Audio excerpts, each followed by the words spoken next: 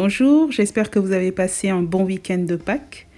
Quoi qu'il en soit, j'espère que vous allez apprécier ce tuto qui va revenir très rapidement sur les compétences clés que nous développerons plus tard.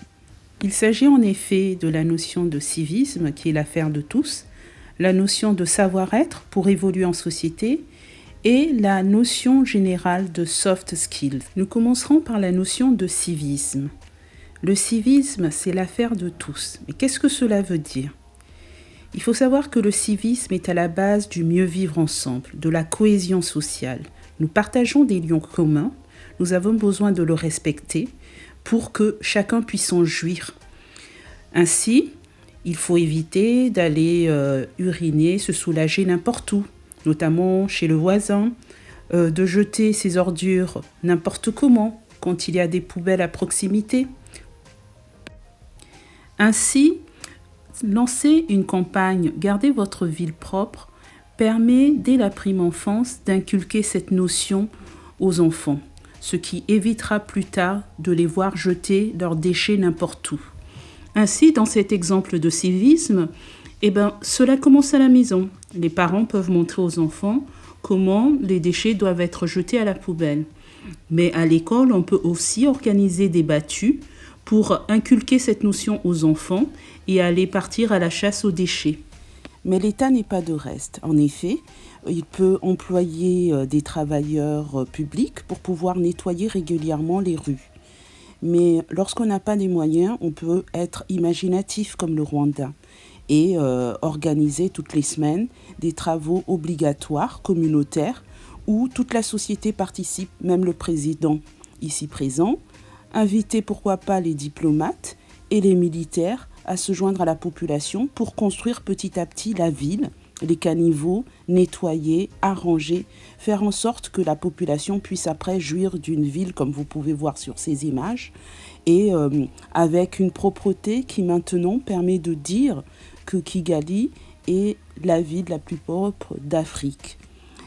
Que dire dans ce cas, sur l'image que nous allons voir, d'une ville, d'une capitale comme celle-ci. Malheureusement, comme vous l'avez deviné, c'est notre capitale. Qu'est-ce qui nous empêche alors d'agir comme cela se fait au Rwanda ? Heureusement, quelques groupes de jeunes s'y sont mis dans le cadre d'associations. J'ai même cru comprendre que vous-même, vous avez contribué à faire une fois par semaine des sorties de ce genre.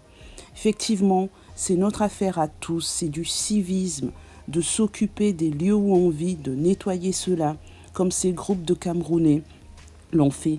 Mais ce n'est pas qu'une question qui touche l'Afrique. En effet, partout dans le monde, les populations s'organisent, soit dans le cadre d'associations, ou des parents sortant avec leurs enfants pour nettoyer leur ville et permettre ainsi de vivre dans un environnement propre et agréable. Et vous verrez plus tard dans un de mes tutos qu'il est aussi possible à travers ce travail de collecte de créer une activité génératrice de revenus. En Europe, certains États ont décidé d'investir dans du mobilier urbain comme vous pouvez le voir pour permettre aux hommes d'aller se soulager rapidement et sans souiller la ville. Et on peut aller jusqu'à innover et permettre aux gens d'arroser les plantes par exemple. Un exemple un peu plus cocasse de ces japonaises qui adorent Paris mais qui avaient trouvé la ville trop sale. Alors elles sont revenues pour la nettoyer. Depuis, une association est née qui nettoie régulièrement les quartiers de Paris. Travaux pratiques avant de nous quitter. Essayez de voir autour de vous des exemples de civisme ou d'incivisme et partagez-les dans notre groupe afin qu'on puisse discuter. Si vous pouvez prendre des photos, ça serait très bien. Nous allons aborder maintenant le savoir-être. Le savoir-être est le comportement que nous avons en public ou en privé. Cela touche toutes les sphères. La sphère du leadership, comme nous sommes en train d'étudier, la capacité de communiquer clairement et de motiver les gens, de les engager, de s'organiser, d'organiser des projets, d'être flexible.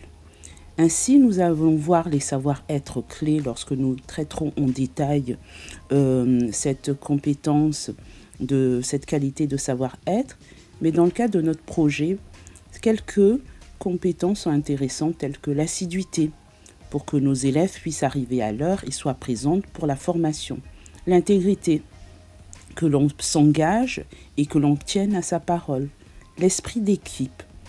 On est en train de créer un groupe de travail, d'activité. C'est bien de pouvoir les impliquer pour pouvoir développer l'efficacité.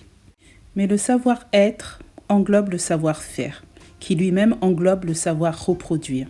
Ces qualités nous permettent en effet d'être capables de transmettre, de pouvoir inspirer et influencer. Passons maintenant aux travaux pratiques. Essayez de faire votre auto-analyse et d'identifier vos principales qualités de savoir-être. Passons maintenant aux soft skills. Les soft skills, c'est un nouveau terme qui se développe beaucoup dans le monde du travail. Donc, ce sont des compétences qu'il faut connaître, qu'il faut développer pour faire la différence avec les autres. Des capacités de raconter des histoires, storytelling, de collaborer, de résoudre des problèmes. Ainsi, nous allons voir qu'il existe un certain nombre de soft skills clés tels que l'esprit critique, l'intelligence émotionnelle, le jugement et prise de décision, sens du service, etc., qui sont utiles à développer. L'intelligence situationnelle, l'intelligence relationnelle, savoir collaborer, l'intelligence émotionnelle, savoir gérer son équipe avec le respect qui se doit, ou l'intelligence collective. Donc ces notions, nous les verrons en détail. Ce sont des notions qui sont très importantes parce que ça fait partie des compétences que nous devons développer demain pour pouvoir être performants et faire la différence. Et dans le monde de l'entreprise, il faut faire la différence. Travaux pratiques. Essayez d'identifier des soft skills que vous avez pu voir dans votre entourage et nous les partager. Merci. J'espère que vous avez apprécié ces tutos et puis ces quelques illustrations que je voulais utiliser afin de vous introduire à ces notions. Nous allons les voir un peu plus en détail. Un peu plus tard dans le cadre de ces tutoriels. Mais quoi qu'il en soit, je voulais déjà qu'on puisse survoler ces notions pour que vous fassiez une idée, que nous puissions commencer à débattre comme d'habitude et que les échanges d'idées, etc., parmi vous, entre vous et moi, puissent nous permettre de mieux cerner ces notions et de pouvoir ensuite les transmettre. Car l'objectif, je vous rappelle aussi, c'est de pouvoir les transmettre auprès des autres jeunes, de votre entourage, la famille, etc. Et de faire en sorte de créer un cercle vertueux. Donc, merci beaucoup et puis à vos questions.